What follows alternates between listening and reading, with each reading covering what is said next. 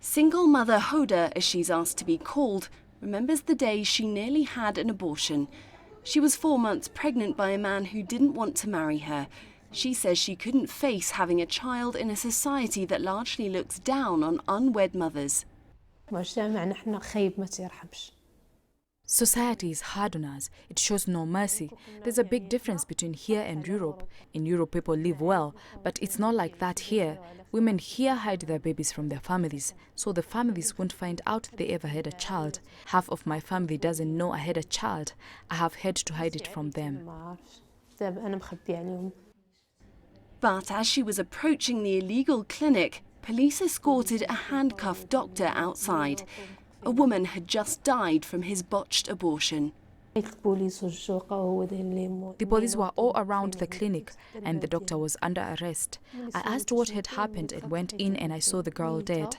There was blood everywhere. The clinic was full of blood. She had had a massive hemorrhage.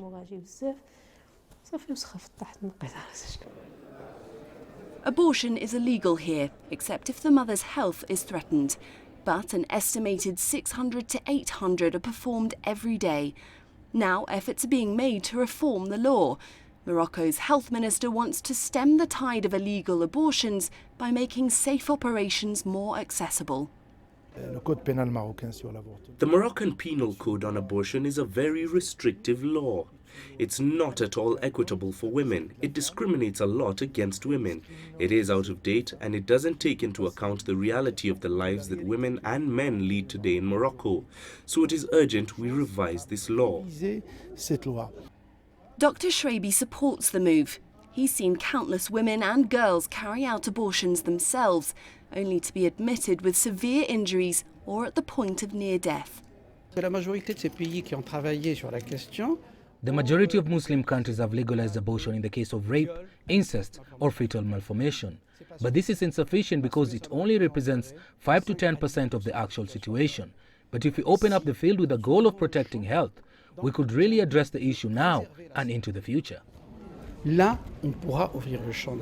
But Morocco's health minister knows reform on its own is not enough. The law must take into account our unique social context, our unique culture and our distinctive religious character. But changing the law on its own will not solve the problem. Hoda escaped what could have been a deadly procedure. Now, though, she faces the struggle of raising her child alone. Clementine Logan, CCTV.